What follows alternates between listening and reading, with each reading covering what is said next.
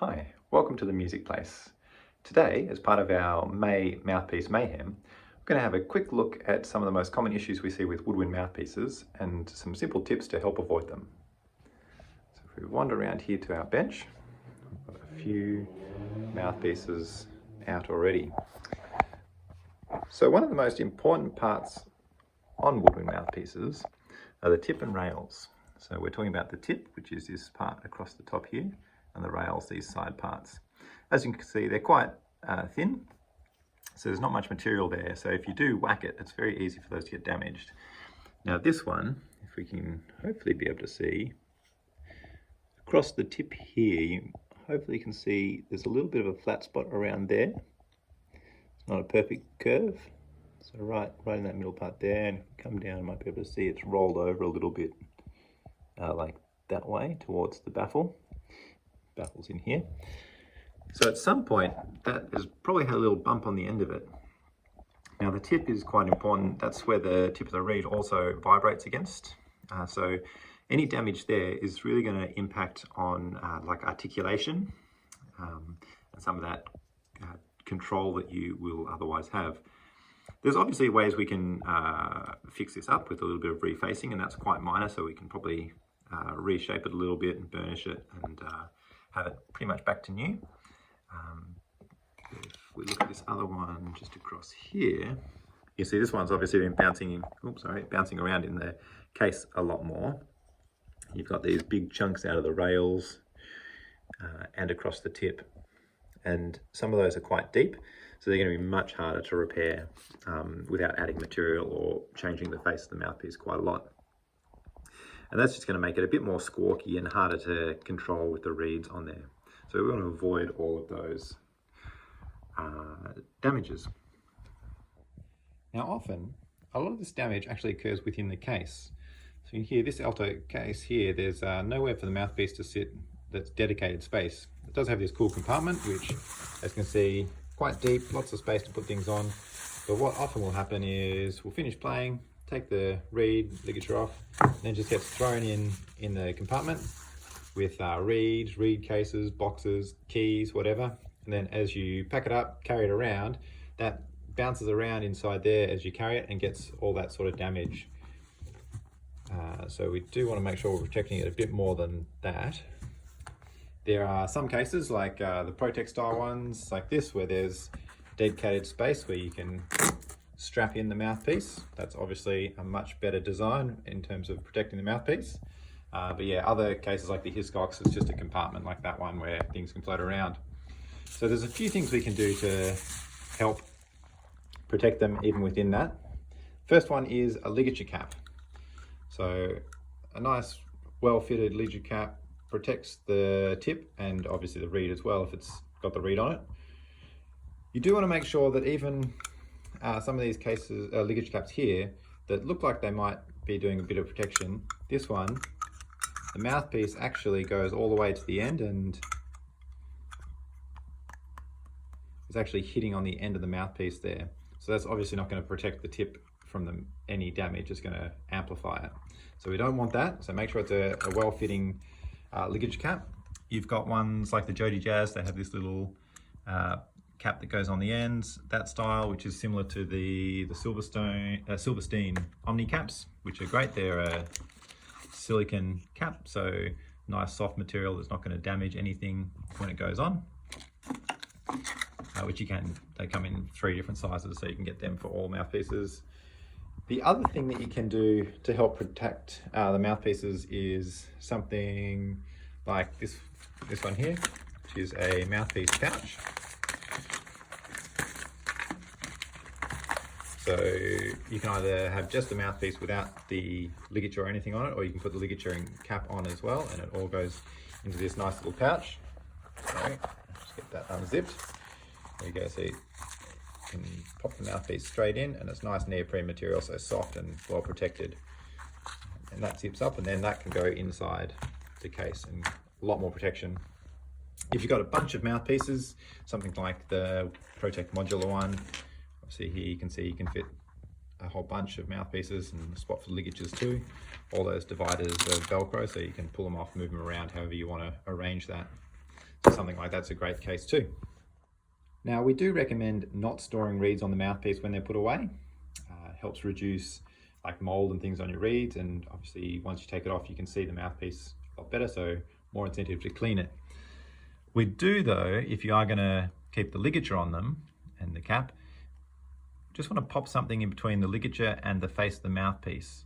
So quite common on the Otto Link style ones like this, and you can see we've got this nice piece of cork in there. You can also just use like a snapped off piece of reed, that will work well too. But what that does is when we tighten the ligature down so that it doesn't rattle around, it's not going to slide around and scratch the face of the mouthpiece, but it's resting on the cork.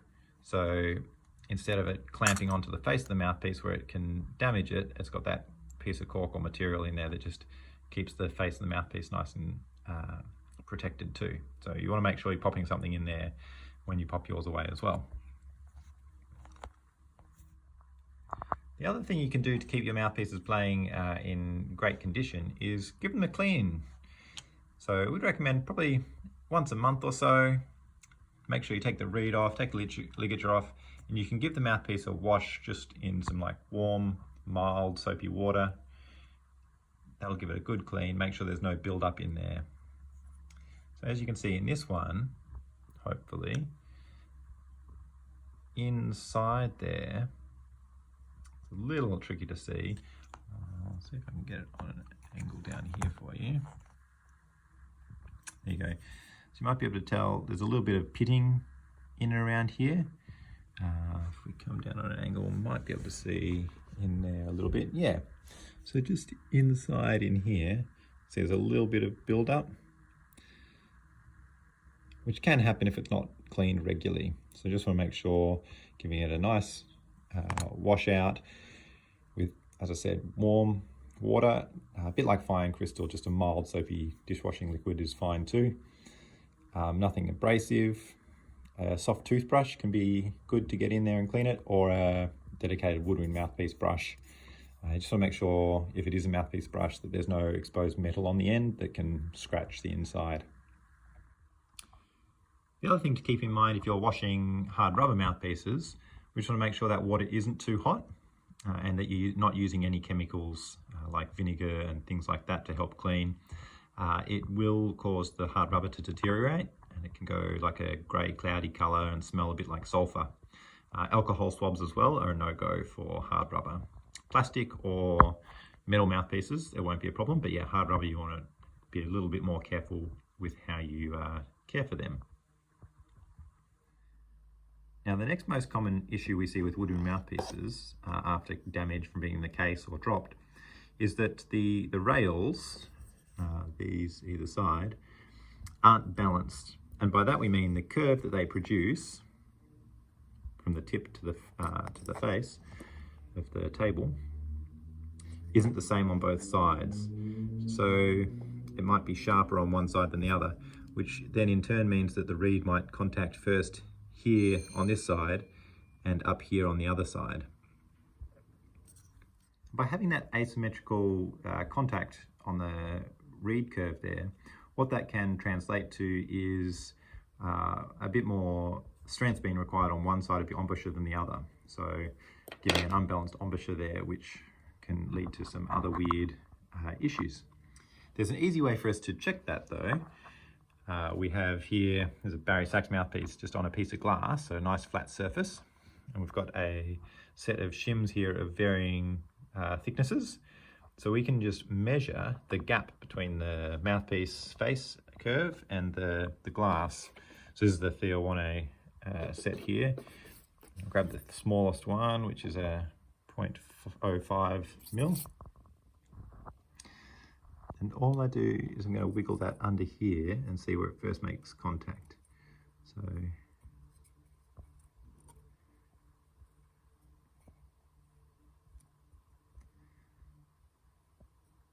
as you can see, it's making contact on the left-hand side there much earlier than the right-hand side. So that curve of the mouthpiece is going to be higher on one side than the other, and that much is quite a big difference. So that's with the 0.05. Then I can come in with a thicker one, so we'll jump up to like a 0.25. We'll see, so that's going to measure it closer to the tip.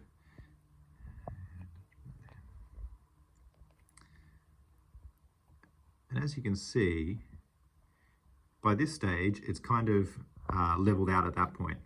So it's not too bad right down the tip end, but yet where the reed finally makes contact right up the top towards the table is a difference. So it won't take too much to fix that up. Just take a little bit of material out of one side to balance those, and that will respond a lot nicer once that's done. This, as I said, that's the 301 kit that we do. Also have the Reed Geek set, and I was just using glass, but you can actually use the proper gauge that comes with them, which has all the measurements on there as well. So you line up the tip of the mouthpiece with that line, and then you can map the curve because you've got the measurements from the tip, so you can map both sides and measure the curve and compare it to what it's meant to be. The 301 kit does come with the gauge as well. The last thing I'll go through today is just looking at the table of the mouthpiece. Ideally we want that nice and flat so it's got good contact to the reed. And now with our piece of glass we can actually do a really quick check on that too. So just get a bit of water, spray a bit of water onto that glass. So then you can take the mouthpiece and just place that on there. And then I can turn that over. We'll actually see quite easily that that's got pretty good adhesion to the glass. There's no real air pockets in there. And even if I actually take it off, it actually sticks to the glass. It's a little hard with one hand to show you that properly. But by contrast, if I grab that other soprano one that we were looking at before, I put that on there and flip that over, straight away you can see that it's not nice and full contact all over there. There's a big gap in the middle of the table, so it's likely got a bit of a concave shape to it, which ideally we would take out by a little bit of work on there just to smooth those high spots out. Thanks for watching today. Happy mouthpiece maintenance.